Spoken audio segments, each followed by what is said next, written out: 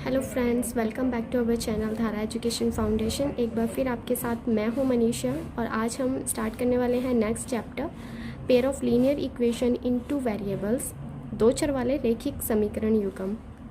ठीक है, आपने लीनियर इक्वेशन इससे पहले जो चैप्टर था उसमें हमने पढ़ा था। ठीक है, ऐसे लीनियर इक्वेशन वो इक्वेशन होती हैं जिसकी मैक्सिमम डिग्री, जो मैक्सिमम पावर होती है वो 1 होती है।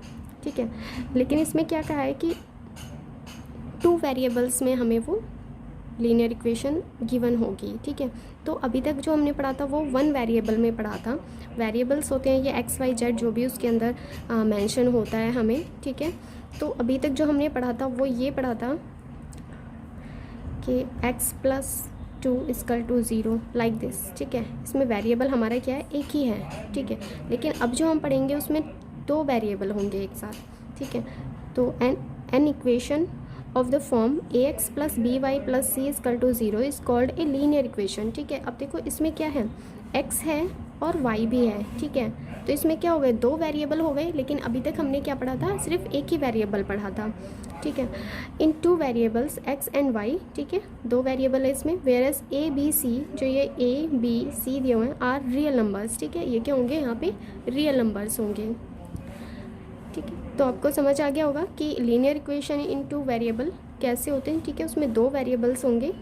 2 linear equation in the same 2 variables are called a pair of linear equation. ठीक है, पेयर ऑफ लीनियर इक्वेशन क्या होगा कि जब सेम वेरिएबल होंगे, एक इक्वेशन, ठीक है, 2 लीनियर इक्वेशंस, 2 ऐसी लीनियर इक्वेशन होंगी जिसमें सेम 2 वेरिएबल्स होंगे। मतलब अगर एक इक्वेशन में, अगर पहली इक्वेशन में वेरिएबल हमारे x और y हैं, तो हमारी दूसरी इक्वेशन में भी वेरिएबल क्या होंगे, x और y होंगे। ठीक है, उसकी स्टैंडर्ड फॉर्म देख लेते हैं एक बारी, जैसे कि a1x + b1y + c1 = 0 हमारी एक इक्वेशन हो गई ये। ऐसे ही second equation a2x + b2y + c1। ठीक है, ये हमारी सेकेंड इक्वेशन हो गई। तो इन दोनों में सेम क्या है, हमारे वेरिएबल हैं जो ये x y। ठीक है, सेम है इसमें भी x एंड y। ठीक है, ये तुम्हारे जो कॉफिशिएंट होते हैं वो चेंज हो सकते हैं, जो रियल नंबर है, ठीक है, वो चेंज हो सकता है, लेकिन हमारे जो वेरिएबल हैं दोनों इक्वेशंस में सेम होगा।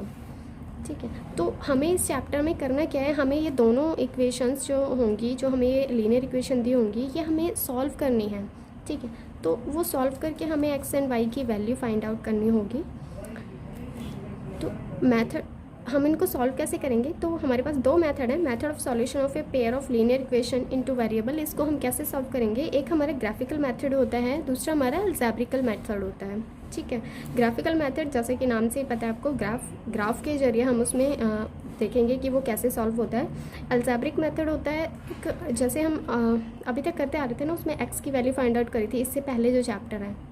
ठीक है, तो इस टाइप से ही कुछ हमें करना होगा। उसके मेथड्स हैं वो चैप्टर में भी होंगे, बाकी थोड़ा सा मैं आपको बता देती हूँ। ठीक है, ये देखो, ये क्या हमारा ग्राफिकल मेथड का जो इसका पहला सॉल्यूशन है वो कैसे होगा। ग्राफिकल मेथड में हमें क्या करना है कि ग्राफ होगा, ग्राफ पेपर जिसमें एक्स एक्सिस और वाई एक्सिस होता है। ठीक है, उसी से होगा, एक्स वाई की हमें वैल्यू फाइंड आउट करनी होगी, या फिर हमें गिवन होगी एक्स वाई की वैल्यू, और उसके अकॉर्डिंग हमें ये ग्राफ पे मेंशन करना होगा। तो उसमें हमारी जो 3 कंडीशन बनेंगी, ठीक है, उन तीनों में से कोई भी एक कंडीशन उस जो पेयर ऑफ लीनियर इक्वेशन होगी वो उसमें लाई करेगी। ठीक है, तो पहली कंडीशन क्या हो सकती है कि जो भी हम उन दोनों लाइन को जब सॉल्व करेंगे, दोनों इक्वेशंस को जो हम सॉल्व करेंगे, तो वो हम उस पे ग्राफ पे जब उसको मेंशन करेंगे, तो हो सकता है कि वो जो दोनों लाइंस हैं वो एक दूसरे को इंटरसेक्ट करती हों, एक दूसरे को काटती हों, कहीं भी काट सकते, ज़रूरी नहीं है कि इसी तरह एक्स का साइन होगा, वो कहीं भी काट सकते हैं एक दूसरे को। ठीक है, तो ये क्या होगा, हमारी कौन सी लाइंस होती हैं, ये इंटरसेक्टिंग लाइन। ठीक है, इंटरसेक्टिंग, या फिर हिंदी में इसको प्रतिच्छेद रेखाएं बोलते हैं। ठीक है, तो एक कंडीशन हमारी ये होगी, और जब भी ये इंटरसेक्ट करेंगी तो इसका मतलब होगा कि उसका सिर्फ एक यूनिक सॉल्यूशन होगा, उस इक्वेशन का एक यूनिक सॉल्यूशन होगा। ठीक है, तो जब ऐसी कंडीशन होगी तो उसमें क्या होगा, हमारा a1/a2 not equal to b1/b2। ठीक है, ये हमारी कंडीशन बनेगी। तो अगर ये वाली कंडीशन है, डायरेक्टली अगर पूछा जाए तो उसमें आपकी बुक में एक टेबल भी होगी। ठीक है, उसमें कुछ ऐसा ही है कि अगर a1/a2 not equal to b1/b2 है, तो वो क्या होंगी लाइंस हमारी ग्राफ पे, ग्राफ का सॉल्यूशन कैसा होगा, ठीक है, इंटरसेक्ट लाइन होंगी। और वैसे एल्जेब्रिकल हम करेंगे तो उसमें क्या होगा, सिर्फ एक यूनिक सॉल्यूशन होगा। ठीक है, सेकंड कंडीशन हमारी होगी कि अगर हम ग्राफ पे उसको रिप्रेजेंट करेंगे तो हमारी पैरेलल लाइन होंगी, मतलब ऐसी दो लाइनें हो जाएंगी एक इक्वेशन से। ठीक है, इक्वेशन 1 से एक लाइन होगी, इक्वेशन 2 से एक लाइन होगी, तो वो पैरेलल होंगी। ठीक है, समानांतर रेखाएं होंगी, तो ये रेखाएं आपस में कहीं नहीं मिलेंगी। तो अगर जब भी ऐसी कंडीशन होगी तो हमारी कंडीशन क्या बनेगी, A1/A2 equal to B1/B2 and not equal to C1/C2। जब भी ऐसी कंडीशन होगी, ठीक है, तो क्या होगा कि पैरेलल लाइंस होंगी, ग्राफ पे क्या होगा, पैरेलल लाइंस होंगी और उसका कोई भी सॉल्यूशन नहीं होगा। ठीक है, नो सॉल्यूशन। थर्ड कंडीशन क्या होगी हमारी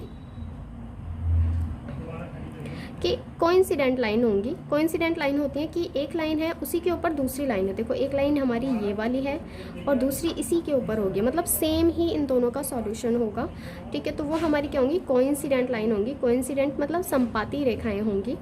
ठीक है, इसका क्या होगा, इसके बहुत सारे सॉल्यूशंस होंगे आपके पास। ठीक है, कंडीशन क्या बनेगी, A1/A2 equal to B1/B2 equal to C1/C2। ठीक है, जब भी ये कंडीशन होगी तो हमारी रेखाएं क्या होंगी, कोइंसिडेंट रेखाएं, संपाती रेखाएं होंगी और उसके बहुत सारे सॉल्यूशन होंगे। ठीक है, ग्राफिकल मेथड में ये तीन ही कंडीशन मिलेंगी, या तो इंटरसेक्टिंग लाइन होंगी, या पैरेलल लाइंस होंगी, या फिर कोइंसिडेंट लाइन होंगी।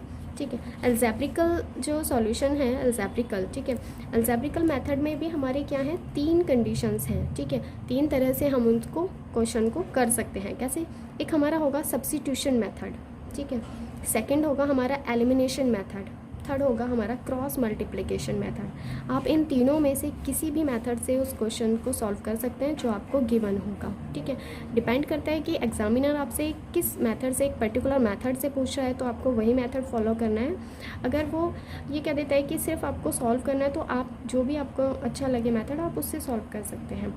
तो सब्स्टिट्यूशन मेथड क्या होता है, सब्स्टिट्यूशन मेथड में होता है क्या करना होता है कि दो इक्वेशन दी हैं हमें। ठीक है, find the value of one variable से y in term of x और x in term of y from one equation. हम क्या करेंगे कि जो भी हमें दो इक्वेशन दी हुई हैं उनमें से एक इक्वेशन से हम या तो x की वैल्यू फाइंड आउट कर लेंगे, ठीक है, या फिर y की वैल्यू फाइंड आउट नहीं होगा, मतलब ऐसे होगा कि x को एक तरफ रखेंगे और सारी चीज़ें इक्वल में ले जाएंगे उसकी। ठीक है, उसे हम मान लेंगे इक्वेशन 1। ठीक है, जो हम x की, जैसे मैंने अगर x की वैल्यू ली है, मतलब x को एक तरफ रखा है और बाकी की चीज़ें दूसरी तरफ लेकर गई हूँ मैं। ठीक है, तो वो x इक्वल टू जो भी होगा उसको हम इक्वेशन 1 मान लेंगे। नेक्स्ट स्टेप क्या है, substitute this value in second equation to get equation in one variable and find solution.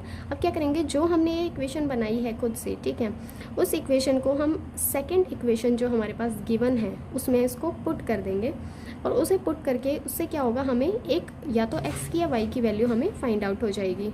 ठीक है, जब x या y की वैल्यू फाइंड आउट हो जाएगी तो उस वैल्यू को हम इक्वेशन 1 में रखेंगे। ठीक है, और उससे दूसरी वैल्यू फाइंड आउट हो जाएगी, यानी कि एक जब हम सब्स्टिट्यूट करेंगे तो एक वैल्यू फाइंड आउट होगी, फिर जो आया है या x की वैल्यू आ गई है जैसे मेरे पास, तो मैं उस x की वैल्यू को किसी एक इक्वेशन में पुट कर लूँगी और y की वैल्यू फाइंड आउट कर लूँगी। ठीक है, इस तरह से करना है, क्योंकि सब्स्टिट्यूशन का मीनिंग क्या होता है कि हम किसी की जगह पे उसी के जैसी दूसरी चीज़ को यूज़ कर रहे हैं। ठीक है, और जब हम क्वेश्चन करेंगे और बाकी अच्छे से तब समझ आ जाएगा। ठीक है, एलिमिनेशन मेथड क्या होता है, if coefficient of any one variable are not same in both the equation, multiply both the equations with suitable non zero constants to make coefficient of any one variable numerically equal. इसमें क्या करना होता है कि हमें दो equations दी हुई हैं।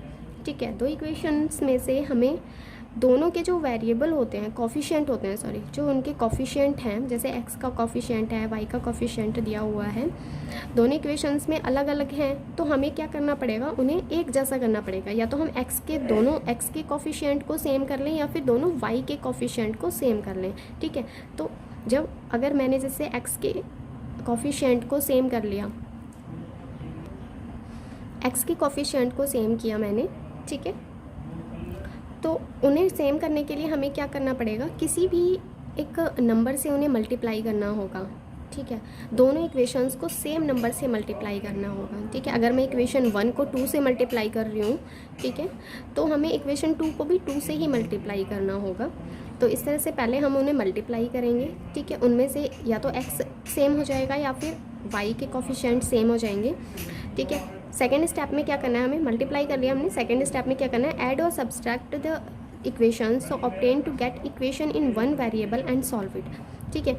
उन्हें फिर हम सॉल्व करेंगे, या तो उन्हें ऐड करेंगे या सब्ट्रैक्ट करेंगे, ठीक है। तो उससे क्या होगा, या तो अगर हमने x के वेरिएबल सेम रखे हैं तो वो एलिमिनेट हो जाएंगे, सॉरी x के कोफिशिएंट को सेम कर दिया है तो वो एलिमिनेट हो जाएंगे, ठीक है। भाई दोनों सेम होंगे, दोनों के साइन चेंज हो जाएंगे तो वो एलिमिनेट हो जाएंगे, वो कट जाएंगे, ठीक है। तो हमारे पास y बचेगा और y की हम वैल्यू निकाल लेंगे उससे, ठीक है।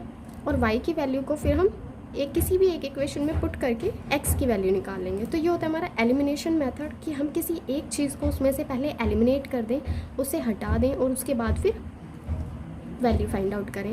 नेक्स्ट होता है हमारा क्रॉस मल्टीप्लिकेशन मेथड, ठीक है।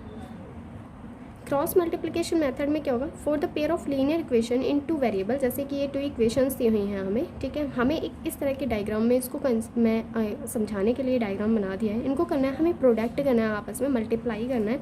जैसे b1 को c2 से किया, b2 को c1 से मल्टीप्लाई किया, ये x के लिए है, x के, ठीक है। y के लिए c1 को a2 से मल्टीप्लाई किया, c2 को a1 से मल्टीप्लाई किया, ये y के लिए है। और बाकी जो हमारा एक और c होता है ना, उसके लिए होता है a1 को b2 से किया, a2 को b1 से किया, ठीक है। तो ये किस तरह का हो जाएगा, ये हो जाए, जब हम इसको लिखेंगे तो कैसे लिखेंगे, x अपॉन b1 c2, ठीक है, b1 c2, ये फर्स्ट प्रोडक्ट है मेरा, और सेकंड ये वाला होगा, ठीक है, माइनस b2 c1, ठीक है, इक्वल टू y है, ठीक है। y का करेंगे अब, ये क्या होगा, c1 a2 c1 a2 minus c2 a1, ठीक है, c2 a1, ये सेकंड प्रोडक्ट लिखा हुआ है मैंने, ठीक है। Equal to a1 b2 minus a2 b1, ठीक है। इनको जब हम सॉल्व करेंगे, तो हम जब solve it to get the solution, ठीक है, इन्हें सॉल्व करेंगे and provide a1 b1 minus a2 b1 not equal to 0, मतलब इनको सॉल्व करके 0 के इक्वल नहीं होगा, ठीक है। तो ये सिर्फ थर्ड चैप्टर का इंट्रोडक्शन था, कि ये सब इन्हीं के आसपास ही रहेगा चैप्टर, ठीक है। या तो अलजेब्रिकल होगा या फिर ग्राफिकल होगा। अभी आपको जब चैप्टर करेंगे तो और अच्छे से समझ आएगा। आज के लिए सिर्फ इतना ही। अगर वीडियो पसंद आए तो आप उसे लाइक करना, शेयर करना और हमारे चैनल को सब्सक्राइब करना। Thank you for watching this video.